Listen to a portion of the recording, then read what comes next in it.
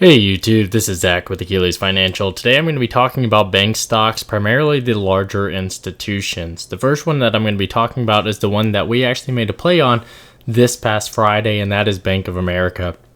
What we're looking at is what do we expect the outcome to be of the results associated with the fact that the banks had their stress test by the Federal Reserve Board of Directors this past Thursday released, and all of the banks did very, very well, regardless of the fact whether they were primarily commercial or consumer lenders. The reason that I play Bank of America is because, generally speaking, I recognize that the range they trade in is pretty tight, and for that reason, the options premiums can be very low associated with that range. So when we have good news come out like the stress test, we're able to play that accordingly.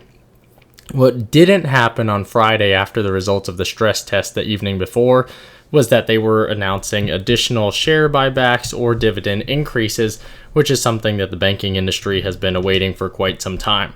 The reason for that, allegedly, is because they were waiting for permission to announce those results on Monday of this week.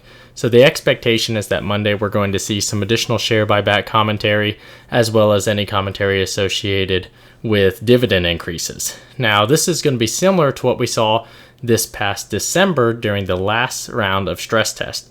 So during that time, we saw JP Morgan announce a $30 billion share buyback program, and Bank of America announce a $24 billion share buyback program.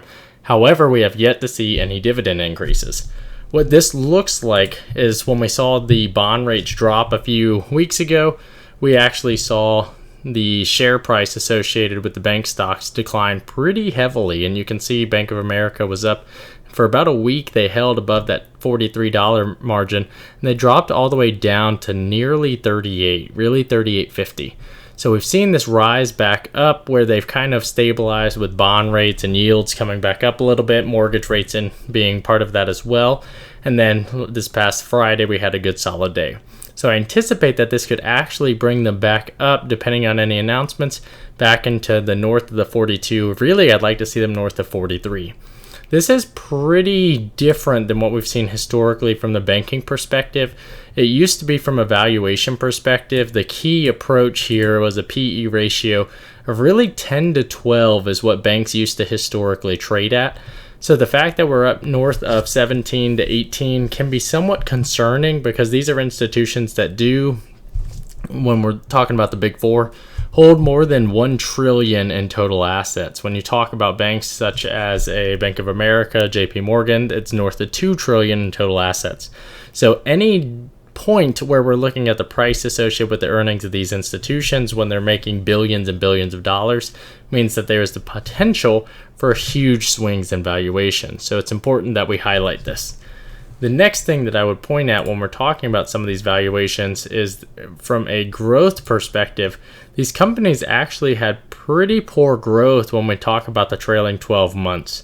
The reason for that is because we saw a huge decline in interest rates, and really the only thing keeping the profitability up was associated with the fact that we had a lot of institutions that were assisting the government in the PPP program.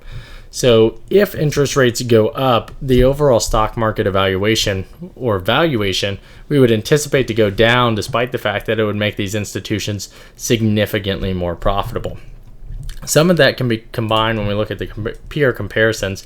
That last year when I was talking about really where a lot of people like to trade with the banks is for that dividend. And we've seen these dividends have actually dropped pretty significantly from their current price, which is not necessarily a bad thing because the price has been going up, but that means you're going to have less buyers entering solely to buy for the dividend, especially when you see these PE ratios become a little bit more elevated.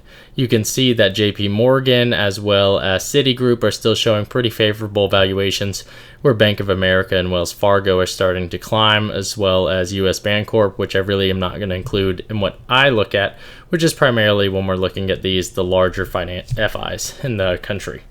So what I'm watching going forward is how can we utilize this information from the stress test to make better decisions associated with trading the banks. I think part of this is we can utilize some debit spreads going forward for near the money. I don't expect huge moves, But at this point in time, I'm not looking to add to my position for the financial institutions. And the reason for that is because I think if interest rates are going to go up, yes, it will benefit the Dow, but I think that it in turn we'll see some of the valuations come down a little bit. So if I'm going to make a play, I still really like Citigroup, but overall I think the banking sector is going to do a little pop before it drops back down a little bit.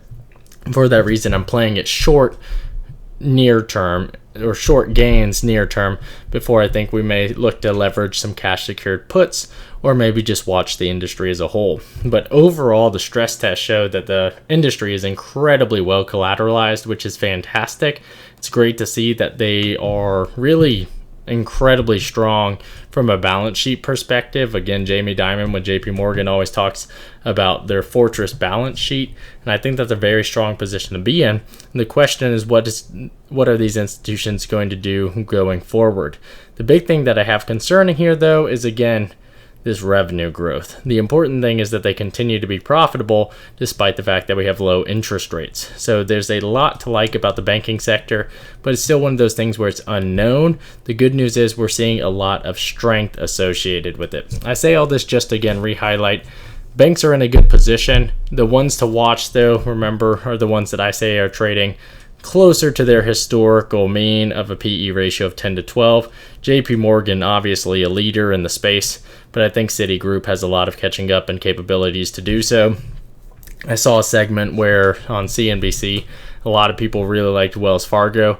I personally don't like Wells Fargo because they've historically just had a lot of scandals, and I don't think that they're the best run bank out there, and they will continue to have asset caps associated with it because they are punitive measures against that financial institution. If you're looking for that safe play, I think Bank of America, JP Morgan provide that with steady growth. If you're looking for more growth but maybe more risk, Citigroup is a much better bet in my opinion, and I'm by no means a financial advisor, just some guy on YouTube, than Wells Fargo. So this is what I'm watching. I appreciate all of you for checking out the video. If you find this type of content helpful, please leave a like and subscribe. Thanks. Talk to you later.